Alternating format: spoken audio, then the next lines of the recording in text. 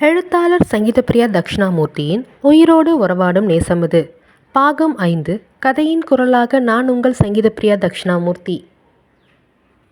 தூரிகை தனலட்சுமியை மிகவும் ஏளனமாக பேசிவிட அதை கேட்டு மனம் காயப்பட்டு போனது அவருக்கு. வேகமாக தன் கண்ணீரை மறைத்து கொண்டு அவர் வீட்டிற்குள் சென்றுவிட இதை வீரா கண்டுவிட்டான். வேகமாக தன் சித்தியின் பின்னே வந்தவன் சமையல் கட்டில் நின்று அவர் முந்தானையால் கண்ணீரை துடைத்து கொண்டிருப்பதைக் கண்டு அவர் அருகே சென்று அவர் தோளை தொட்டான். சித்தி, எதுக்கு அழறீங்க என்று அவன் கேட்க, அதில் எங்கே அவன் தன் கண்ணீரை கண்டு கொள்வானா என்று பயந்து வேகமாக தன் கண்ணீரை மறைத்து கொண்டவர் அவன் புறம் திரும்பி ஒரு சிரிப்பை இதழில் தவழவிட்டவாறு, அப்படியெல்லாம் ஒன்றும் இல்லை தம்பி, நான் நல்லா தான் இருக்கேன். கண்ணில் தூசி பட்டுடுச்சு, அதான் கண்ணு கலங்கிடுச்சு, வேற ஒன்றும் இல்லைப்பா என்று அவர் வேக வேகமாக கூற, அதை கேட்டு அவரை நம்பாமல் பார்த்தான் வீரா. பொய் சொல்லாத சித்தி, நீ அழுத, அதை நான் பார்த்தேன். உன்னை யார் என்ன சொன்னாங்கன்னு சொல்லு, நான் உங்ககிட்ட என்னன்னு கேட்குறேன் என்று அவன் மீண்டும் கோபமாய் கேட்க, அப்படியெல்லாம் ஒன்றும் இல்லைப்பா என்றார் அவர் மீண்டும். இப்போ நீ சொல்ல போறியா இல்லையா என்று அவன் கோபமாய் கத்திவிட, அவன் கரங்களில் இருந்த எழில்குமரன் தன் அண்ணனின் கோபத்தை கண்டு பயந்து போனான். உடனே தன்னை சுதாரித்து கொண்டு அவன் முதுகை தட்டி கொடுத்தவன், ஒன்றும் இல்லடா தங்கம், அண்ணன் சும்மா கோபப்படுற மாதிரி விளையாடின, உண்மையிலேயே அண்ணன் கோபப்படலை என்று அவனை சமாதானம் படுத்தும் வகையில் கூற, அதில் அமைதியாக அவன் கழுத்தை கட்டி கொண்டு படுத்து விட்டான் குழந்தை. இப்பொழுது மீண்டும் தன் அழுத்தமான பார்வையை தன் சித்தியின் புறம் திருப்பியவன், இப்பொழுது நீ பதில் கூறியே ஆக வேண்டும் என்பது போல் அவரையே உற்று நோக்கி கொண்டிருக்க, அதில் அதற்கு மேல் மறைக்க முடியாமல் நடந்த விஷயங்களை கூறிவிட்டார் தனலட்சுமி. அவர் கூறியதை கேட்டு கோபத்தில் முகம் சிவந்தான் வீரா. எவ்வளவு தைரியம் இருந்தால் அவள் அப்படி பேசியிருப்பா? என்ன பொண்ணு அவ, கொஞ்சம் கூட அறிவே இல்லையா? நம்ம பேசுகிற வார்த்தை மற்றவங்களோட மனசை கஷ்டப்படுத்தும்னு கூடவா அவளுக்கு தெரியாது? இல்லை தெரிஞ்சும் அப்படி பேசுகிறாளா? என்ன தான் நினச்சிக்கிட்டு இருக்கா அவன் மனசில் என்று ஆக்ரோஷமாக கத்திக்கொண்டே அவன் அங்கிருந்து நகர முற்பட, அவன் கரத்தை தடுத்து பிடித்த தனலட்சுமி, வேணாம் தம்பி, இப்போ தான் கல்யாணம் பண்ணி இந்த வீட்டுக்கு வந்திருக்கா, வந்த முதல் நாளே வீட்டு மருமகளை அப்படியெல்லாம் நம்ம காயப்படுத்தக்கூடாது. ஏதோ ஒரு மனநிலையில் இருந்திருப்பா போல, அதனால தான் அப்படியெல்லாம் அவள் பேசிட்டா. நீ எதுவும் பெருசாக எடுத்துக்காத. இப்போ கூட நான் இந்த விஷயத்த உங்கள் யார்கிட்டையும் சொல்லாமல் மறைக்கணும்னு தான் நினச்சேன். ஆனால் நீ தான் வற்புறுத்தி கேட்ட, அதனால தான் வேறு வழி இல்லாமல் சொல்லிட்டேன்.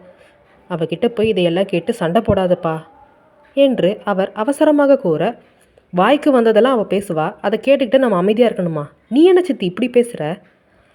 அவள் இப்படி தேவையில்லாமல் தான் எல்லாத்தையும் பேசிக்கிட்டு இருக்கா. அது மட்டும் இல்லை, தேவையில்லாத வேலையும் பார்க்குறா. அவளை என்னன்னு நான் கேட்காம இப்படியே விட்டுட்டு அமைதியாக இருக்கணுமா என்று அவன் கோபமாக கேட்க, தேவையில்லாத வேலை பார்க்குறாளா? அப்படி என்ன பண்ணா அவ என்றார் தனலட்சுமி புரியாமல். அதில் நேற்று இரவு நடந்த விடயத்தை அவர் அறிந்து கொள்வாரோ என்று அதிர்ந்து போனவன் அதை வெளிக்காட்டி கொள்ளாமல், இல்லை, அவள் பண்ணுறதெல்லாம் தப்பாக இருக்குல்ல, அதனால தான் அப்படி சொன்னேன் என்றான் சமாளிக்கும் விதமாக.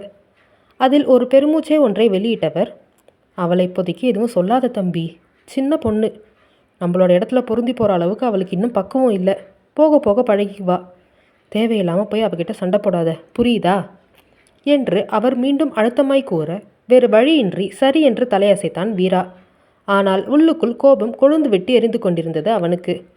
பின்பு சிறிது நேரம் அவரிடம் பேசிவிட்டு அவருக்கு ஆறுதல் கூறியவன் எழில்குமரனை அவர் கரங்களில் ஒப்படைத்துவிட்டு தன் அறைக்கு சென்றான். செல்லும் பொழுது ஒரு முறை தனலட்சுமி மீண்டும் மேலே சென்று அவளிடம் சண்டை போடாதே என்று அழுத்தம் திருத்தமாய் கூறியிருக்க, அதற்கு சரி சரி என்று தலையசைத்துவிட்டு வேகமாக அங்கிருந்து வெளியேறியவன் கோபம் கொந்தளிக்க வேகமாக தன் அறைக்குள் நுழைந்தான். அங்கு காதில் ஹெட்ஃபோன் மாட்டிக்கொண்டு ஏதோ பாட்டிற்கு கரங்களில் தாளம் தட்டியவாறு தலையை ஆட்டி கண்மூடி கட்டிலில் சாய்ந்து அமர்ந்திருந்தாள் தூரிகை. அவள் அருகே ஆக்ரோஷமாக நெருங்கியவன் அவள் காதில் இருந்து ஹெட்ஃபோனை பிடுங்கி தூக்கி எறிய, அதில் திடுக்கிட்டு போனவள் கண்களை திறந்து பார்த்தால் கோபமாக யார் இப்படி செய்தார்கள் என்று. அங்கு அவள் முன்பு உடல் இறுகி கோபம் கொந்தளிக்க நின்று இருந்தான் வீரா. அவனை அந்நிலையில் கண்டவள் ஒரு நொடி அதிர்ந்துதான் போனாள்.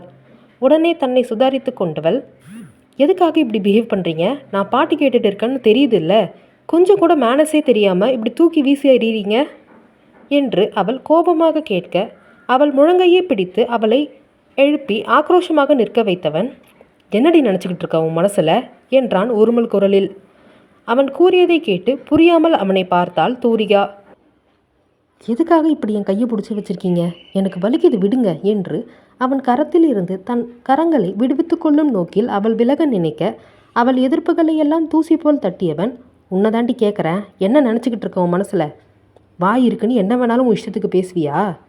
படிச்சிருக்கே தவிர கொஞ்சம் கூட உனக்கு அறிவே கிடையாதா என்று அவன் மீண்டும் கோபமாய் கத்த, இப்போ எதுக்கு தேவையெல்லாம் இப்படியெல்லாம் பேசிகிட்டு இருக்கீங்க நீங்கள்? நான் இப்போ என்ன தப்பு பண்ணிட்டேன் என்றால் மீண்டும் கோபமாக. என்ன தப்பு பண்ணியா? காரணமே இல்லாமல் ஒருத்தவங்க மனசை நோகடிச்சிருக்கியே, அது உனக்கு தப்புன்னு தெரியலையா என்றான் அவன் கோபமாக. அதில் புரியாமல் அவனை பார்த்தவள், யாரை நான் நோகடிச்சேன்? நீங்கள் ஏதோ தப்பாக புரிஞ்சுக்கிட்டு இருக்கீங்க, நான் யாரையும் எதுவும் சொல்லலை என்று அவள் வேகமாக கூற, நீ எதுவும் சொல்லாமல் தான் என் சித்தியோட மனசு கஷ்டப்படுத்துச்சா? நீ எதுவும் சொல்லாமல் தான் அவங்க இப்போ கஷ்டப்பட்டு அழுதாங்களா என்றான் அவன் ஆக்ரோஷமாக. அதிலேயே தனலட்சுமி பற்றி தான் பேசியதை தெரிந்து கொண்டுதான் இவன் இப்படி கேட்கிறான் என்று புரிந்து கொண்டாள் மங்கை. நான் ஒன்றும் யாரையும் எதுவும் சொல்லலை, சும்மா என்னை ஏதாவது குறை சொல்லிகிட்டே இருக்காதீங்க என்று அவள் முகத்தை வேறுபுறம் திருப்பி கொண்டு வேக வேகமாய் கூற, அவள் தாடையை அழுத்தமாய் பற்றி தன் புறம் அவள் முகத்தை திருப்பியவன், எனக்கு எதுவும் தெரியாதுன்னு நினைக்காத. நீ உங்கள் அம்மா அப்பா வழி அனுப்ப வரும்போது தேவையில்லாமல் சித்தியை பற்றியும் சித்தப்பாவை பற்றியும் தரக்குறைவாக பேசியிருக்க. அதை சித்தி கேட்டுட்டாங்க. அதை கேட்டு அவங்க மனசு எவ்வளவு கஷ்டப்படும்னு கொஞ்சமாவது யோசிச்சியா? இந்த வயசில் குழந்தை பெற்றுக்கக்கூடாதுன்னு ஏதாவது சட்டம் இருக்கா என்ன? காதலுக்கு எப்பவுமே வயசு கிடையாது. அவங்க குழந்தை பெற்றுக்கிறது அவங்களோட விருப்பம், அவங்களோட தனிப்பட்ட வாழ்க்கை. அதில் நீ யாரடி தலையிடுறதுக்கு என்று அவன் ஆக்ரோஷமாக கத்த, அதில் அவன் கரத்தை கோபமாக தட்டி விட்டவள், ஓ, அவங்க நான் சொன்னதெல்லாம் கேட்டுட்டு தான் உங்களை ஏற்றி விட்டு இருக்காங்களா? நீங்களும் என்கிட்ட வந்து இப்படி குதிக்கிறீங்க அப்படி தானே? அப்போ இங்கே நடக்கிற எல்லா சண்டைக்கும் காரணம் அவங்க தானா என்றாள் கோபமாக. அவள் கூறியதை கேட்டு விழிகளை உருட்டியவன், திரும்ப திரும்ப அதே தப்பு பண்ணாத. நீயா ஒன்று புரிஞ்சுக்கிட்டு நீயா ஒன்று பேசுகிறது தான் இங்கே தப்புன்னு நான் சொல்கிறேன். உன் மேலே தப்பு இருக்குன்றத நீ என்னைக்கு தான் உணர போறியோ எனக்கு புரியலை என்று அவன் கூற, என் மேலே ஒரு தப்பும் கிடையாது. உண்மையை சொல்லுங்கள். இவ்வளோ ஒரு சின்ன தம்பி இருக்கிறது உங்களுக்கே அவமானமாக இல்லை? இந்த வயசில் எனக்கு ஒரு தம்பி இருக்கான்னு வெளியே சொல்லிக்கிட்டா யாராவது காரி துப்ப மாட்டாங்களா என்று அவள் கோபமாய் கேட்க, ஏய் என்று அடுத்த நொடி அவளை அறைவதற்கு கரத்தை ஓங்கினான் வீரா ஆக்ரோஷமாக. அதில் அவள் பயந்து விழிகள் கலங்க அவனை ஒரு பார்வை பார்க்க, அவளின் கலங்கிய விழிகளைக் கண்டு தன் கரங்களை கீழே இறக்கியவன், ச்சே, உன்கிட்டலாம் ஒரு மனுஷன் பேசுவானா? ஒரு குடும்பம் எப்படி இருக்குன்னு தெரியுமாடி உனக்கு?